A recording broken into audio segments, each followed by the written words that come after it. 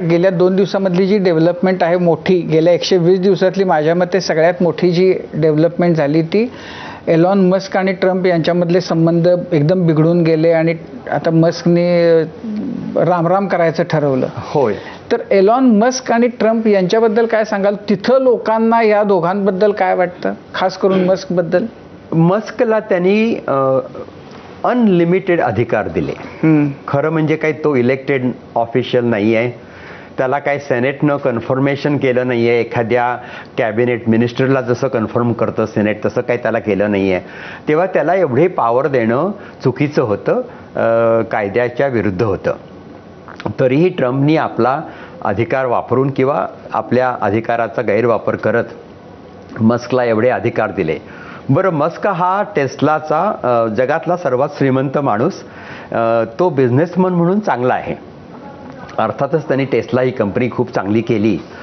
पण हे बघा, एखाद्याला असं वाटतं की जसं माझ्या कंपनीमध्ये मी काही निर्णय घेतो, जसं मी स्वतःच एंटरप्रेन्योर आहे, माझ्या कंपन्या होत्या, पण मी स्वतःच्या कंपनीमध्ये जसे निर्णय घेईन आणि काही बदल पटकन घडवून आणू शकेन, तसे ही सरकारी यंत्रणा प्रचंड ब्युरोक्रसी आहे आणि ही याच्यामध्ये असे पटकन बदल नाही करता येतात. ते मस्कना समजलं नाही. ते आले आणि त्यांनी खूपच काही बदल केले विचार न करता. लोकांना काढून टाकलं. जे रोगराईवरती रिसर्च करत होते त्यांना काढून टाकलं. कॅन्सरचं रिसर्च करणारे लोक, सायंटिस्ट, त्यांना काढून टाकलं. मग त्यांना परत बोलवलं. असा खूप अंदाधुंदी झाली त्यांच्या काळामध्ये. त्यांच्यावर खूप टीका झाली आणि मग ट्रम्पनं सुद्धा ते जड झालं ते मस्कना आणणं. मस्क यांचा बिझनेस खूप खाली गेला. का? कारण लोकांना ते लोकप्रिय त्यांच्यावरती त्यांचे जे खरे कस्टमर्स आहेत ते बरीचशी शिकलेली मंडळी, पुरोगामी मंडळी त्यांच्या कार्स घेतात, कारण त्या कारमुळे प्रदूषण होत नाही. त्या इलेक्ट्रिक कार्स आहेत. पण याच मंडळींना मस्कनं जे काम केलं ट्रम्पच्या हाताखाली ते आवडलं नाही.